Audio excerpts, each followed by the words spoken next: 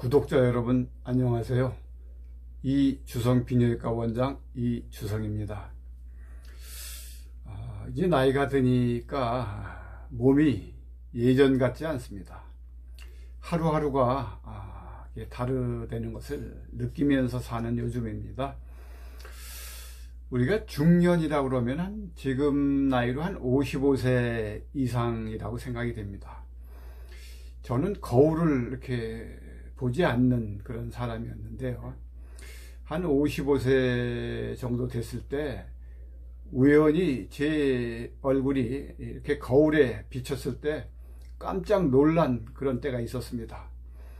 나는 항상 젊은 나이에 그런 얼굴을 하고 있는 줄 알았는데 한 55세 됐을 때 얼굴을 보니까 전혀 다른 사람이 제 얼굴에 거울에 비친 것을 보고 이제 놀랐었는데 지금은 뭐 놀라지도 않습니다.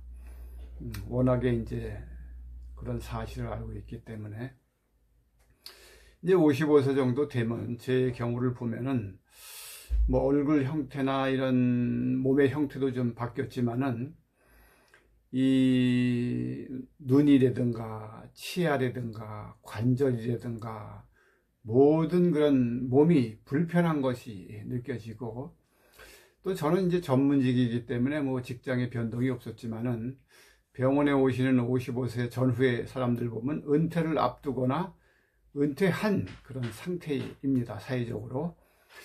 그래서 정서적으로도 굉장히 불안정해지는 그런 시기입니다. 특히 이제 그 남성 호르몬인 그 테스토스테론이 감소하기 시작하면은 중추신경계가 불안정해지기 때문에 조그만 일에도 신경을 쓰게 되고 또 짜증을 부리게 되고 그런 시기가 이제 중년이라고 합니다. 여성의 경우는 한 50세 전후를 보는데 여성 호르몬이 감소로 인해서 이제 폐경기가 되고 우울한 정서가 있고 골다공증이 심하고 또 몸이 여러 군데가 이제 이렇게 아프기 시작하는 시기가 이제 중년이라고 그러고, 또 자녀들이 어느 정도 커서 엄마의 품을 떠나면서 이제 빈 둥지 증후군이 되는 그런 증상을 앓고 있는 시기가 이제 중년이라고 그러죠. 오늘은 이제 이 중년 이후에 여러 가지 의학적 소견이나 치료에 대해서는 이제 말씀드리지 않겠습니다.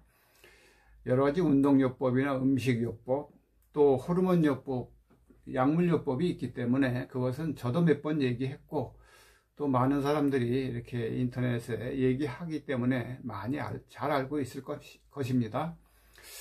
오늘은 중년 이후에 정서적으로 어떻게 부부가 하나가 돼서 중년을 잘 이기며 살 것인가, 이런 내용을 제 경험 삼아 이렇게 얘기를 해 드리겠습니다. 제가 이제 나이가 있기 때문에 저희 병원에 오는 단골 환자들은 주로 중년 이후의 환자들이 많습니다. 여자나 남자나. 그래서 그들이 행복하게 사는 사람과 행복하지 못한 사람들을 이렇게 비교해 보면요, 행복한 사람은 무슨 경제적인 그런 차이 때문이 아니고 몸과 마음이 하나가 된 사람들이 행복합니다.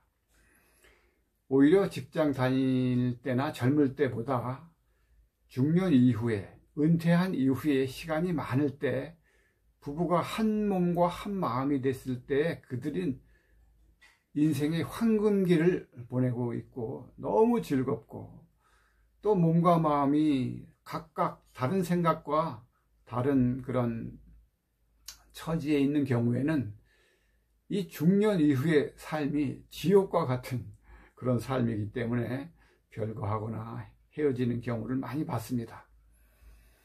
이 몸과 마음이 하나가 된다는 것은 그들의 특징은 뭐냐 하면은 배우자의 부족한 점을 자기가 담당하고 감당하겠다는 그런 생각을 가진 사람들이 부부가 한 마음을 갖습니다.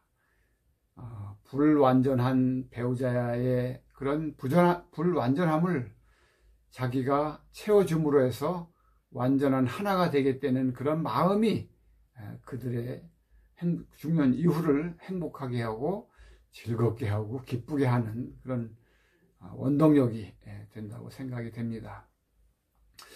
저 같은 경우도 이제 50세까지는 철이 없어서 자기 주장이 강하고 돈만 벌어다 주면은 아버지 역할, 남편의 역할을 다 하는 줄 알고 살았습니다.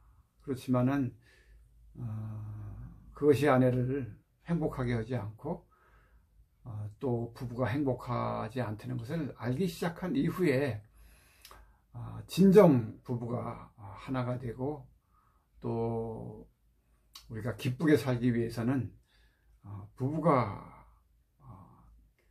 그 배우자의 그런 연약한 부분, 필요한 부분을 채워주려고 노력을 해야 됩니다. 그게 그냥 저절로 되는 것이 아니라 자기가 절제하고 겸손하게 노력을 해야지만 하나가 되는 그런 훈련을 통해서 가능하다고 생각합니다.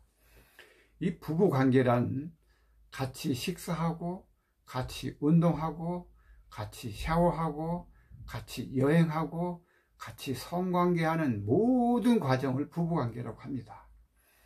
이 성관계가 전체 부부관계에서 차지하는 비중이 한 30% 됩니다. 그렇지만 부부관계에 문제가 생겼을 때 남편이나 아내가 외도를 하거나 성을 거절하든가 대화가 없든가 할 때는 이 성이 부부관계에서 차지하는 비중이 80% 이상이 올라가기 때문에 이 부부관계, 성에 문제가 생기면 모든 부부관계에 균열이 생깁니다. 그래서 이 성도 굉장히 중요한 것입니다. 이 중년 이후의 부부관계에 있어서. 근데 이 중년 이후의 성은 꼭 발기되고 삽입하고 사정하는 게 전부가 아니라 같이 샤워하고 같이 애무하고 이런 것이 성관계의 대부분을 차지해도 무방하다. 발기가 시원치 않고 성욕이 떨어진다 하더라도 성관계를 완전하게 할 수 있다는 그런 것이 우리 중년 이후의 성입니다. 물론 약의 도움을 받고 여러 가지 호르몬의 도움을 받아서 발기가 잘 되면 더 좋겠죠. 그렇지만 거기에 몰두해서 우리가 하나 되는 것에, 정서적으로 하나 되는 것에 무관심하다면 그것 또한 문제가 됩니다. 오늘은 중년 이후의 부부관계에 있어서 우리가 같이 운동하고 같이 식사하고 같이 여행하고 이런 모든 그 부부관계에 있어서 몸과 마음이 하나가 되는 것이 얼마나 중요한 것인가. 또 몸과 마음이 하나가 되기 위해서는 연약하고 부족한 배우자의 그런 점들을 자신이 채워주려고 노력하는 그런 과정이 얼마나 중요한 것인가를 오늘 말씀드렸습니다.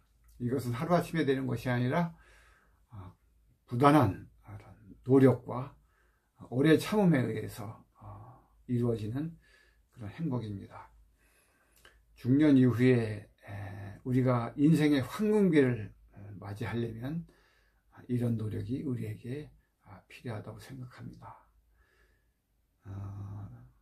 중년 이전에는 우리가 알지 못하고 또 알아도 시간이 없어서 할 수 없었던 것을 중년 이후에는 우리가 가능하고 인생의 황금기를 갖고 인생을 잘 마무리하면서 우리가 인생의 유종의 미를 거두고 우리가 우리의 삶이 만족스럽다는 그런 생각을 갖고 우리 생을 이렇게 마감하는 것이 어떨까 이런 생각으로 오늘 말씀드렸습니다. 고맙고 감사합니다.